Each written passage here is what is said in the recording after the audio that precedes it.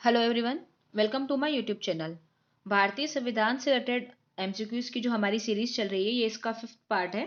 इससे पहले मैं 4 पार्ट अपलोड कर चुकी हूँ। उनकी लिंक आपको डिस्क्रिप्शन बॉक्स में मिल जाएगी। उन वीडियोज में भी आपको भारत के संविधान से रिलेटेड काफ़ी सारे एमसीक्यूज मिल जाएंगे।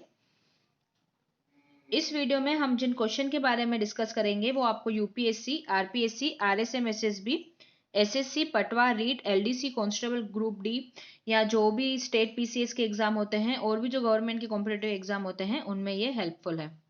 आप इस वीडियो को देखने के साथ साथ इसके नोट्स भी बनाते रहिए, जिससे आपको फ्यूचर में रिवीजन के लिए ईजी रहेगा। आप जैसे इनके वन लाइनर शॉर्ट नोट बनाते रहेंगे तो जैसे आप एग्जाम के जस्ट पहले किसी भी टॉपिक का रिवीजन करते हैं, जैसे भारत के संविधान का रिवीजन करते हैं, तो आपको रिवीजन में बहुत कम टाइम मिलेगा, क्योंकि एग्जाम से थोड़ा टाइम पहले आप पूरी वीडियोस नहीं देखने वाले हैं। और जो भारत का संविधान टॉपिक है वो इंडियन पॉलिटी का सबसे इंपॉर्टेंट टॉपिक है। इससे लगभग सारे एग्जाम में एक या दो क्वेश्चन तो पूछे ही जाते हैं, तो आपको ये टॉपिक काफी अच्छे से कवर करना है। हालांकि इसमें हम एमसीक्यूज के बारे में डिस्कस करेंगे। अगर आपको पर्टिकुलर कोई टॉपिक पर मुझसे वीडियो चाहिए तो आप मुझे कमेंट करके बताएं, मैं उस पर सेपरेट वीडियो अपलोड कर लूंगी। तो अब चलिए स्टार्ट करते हैं। फर्स्ट क्वेश्चन है, निम्नलिखित में से संविधान सभा की संघ संविधान समिति का अध्यक्ष कौन है? जैसे संविधान सभा का जब मतलब संविधान का जब निर्माण किया जा रहा था तो उसके लिए अनेक समितियों का गठन किया गया था। उसमें से 6 मुख्य समितियां थी। तो इसमें जो संघ संविधान समिति थी उसका अध्यक्ष कौन था? तो इसका करेक्ट आंसर है जवाहरलाल नेहरू। इसमें क्योंकि अभी हम क्विक रिवीजन कर रहे हैं तो अभी मैं आपको ज़्यादा एक्सप्लेनेशन नहीं दूंगी, और अभी आपको जैसे जैसे जैसे हम क्वेश्चन करते जाएंगे तो आपको स्क्रीन पर अभी आंसर नहीं देखने को मिलेगा, ताकि आप वीडियो पॉज करके आंसर सोच सकते हैं, सेल्फ टेस्ट कर सकते हैं और अपने प्रिपरेशन का लेवल भी चेक कर सकते हैं। तो संघ संविधान समिति का अध्यक्ष हो गए पंडित जवाहरलाल नेहरू। सेकेंड क्वेश्चन है, भारतीय राष्ट्रीय कांग्रेस ने पूर्ण स्वतंत्रता का प्रस्ताव किसकी अध्यक्षता में पास किया? जैसे अगर आप में से जो स्टूडेंट अगर हिस्ट्री में पढ़ चुके होंगे तो जो लाहौर अधिवेशन हुआ था सन 1929 में, जैसे कांग्रेस के अधिवेशन होते थे, तो उसमें जो लाहौर अधिवेशन था जो 1929 में हुआ था, उसमें स्वतंत्रता का पूर्ण स्वतंत्रता यानी पूर्ण स्वराज उसका प्रस्ताव रखा गया था, और उसमें भी अध्यक्षता की थी पंडित जवाहरलाल नेहरू ने। तो जो पूर्ण स्वराज का पास किया गया था प्रस्ताव, उसमें अध्यक्षता की थी पंडित जवाहरलाल नेहरू ने, जो 1929 में पास किया गया था। नेक्स्ट क्वेश्चन है, भारतीय संविधान प्रारूप समिति के अध्यक्ष कौन है? ये काफी इंपॉर्टेंट क्वेश्चन है। तो प्रारूप समिति के जो अध्यक्ष हैं वह थे doctor Bhimrao Ambedkar. Next question है, भारत की संसदीय प्रणाली प्रभावित है? प्रभावित है कहने का मतलब कि हमने कौन सी कंट्री की जो विशेष संविधान की विशेषता थी जिसमें संसदीय प्रणाली थी, कि मतलब एक संसद होंगे, उनके सदन होंगे और जो कानून बनाने का स्पेशली काम करेगी, तो वह प्रणाली हमने ली थी इंग्लैंड से। ये काफी इंपॉर्टेंट क्वेश्चन है। इस टाइप के क्वेश्चन एग्जाम में काफी पूछे जाते हैं। जैसे आयरलैंड से हमने लिए थे नीति निर्देशक तत्व, यूएसए से लिए थे हमने जो सुप्रीम कोर्ट है उसका हमने लिया था। अब आप मुझे बताएंगे कि जर्मनी से हमने क्या लिया था, आप मुझे कमेंट करके बताइए, नहीं तो फिर मैं नेक्स्ट वीडियो में बता दूंगी। तो संसदीय प्रणाली हो गई इंग्लैंड से। नेक्स्ट क्वेश्चन है, निम्नलिखित में से कौन सा लक्षण भारतीय परिसंघ और अमेरिकी परिसंघ में समान रूप से पाया जाता है?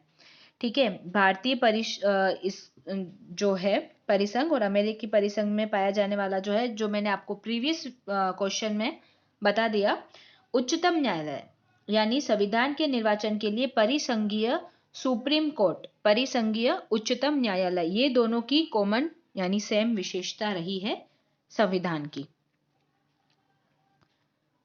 नेक्स्ट क्वेश्चन है, मौलिक अधिकार के अंतर्गत कौन सा अनुच्छेद बच्चों के शोषण से संबंधित है? तो बच्चों के शोषण यानी शोषण के विरुद्ध जो अधिकार होता है, 6 मौलिक अधिकार वर्णन किए गए हैं भारत के संविधान में। हर व्यक्ति को स्पेशली 6 अधिकार दिए गए हैं। तो जो शोषण के विरुद्ध अधिकार है बच्चों का, वह है अनुच्छेद 24, आर्टिकल 24। नेक्स्ट क्वेश्चन है, निम्न अधिकारों में से कौन सा अधिकार निवारक नजरबंदी से प्रतिबंधित होता है? निवारक नजरबंदी से प्रतिबंधित, तो वह अधिकार है स्वतंत्रता का अधिकार। जैसे मैंने आपको 6 अधिकार बोले, उसमें एक स्वतंत्रता का अधिकार भी है। और वह होता है निवारक, नजरबंदी से प्रतिबंधित। नेक्स्ट क्वेश्चन है मूल अधिकार वाद योग है। वाद योग का मतलब जिसको मैं आपको अगर इसका आंसर बताऊंगी तो आप डायरेक्ट समझ जाएंगे कि इसे न्यायालय का संरक्षण प्राप्त है।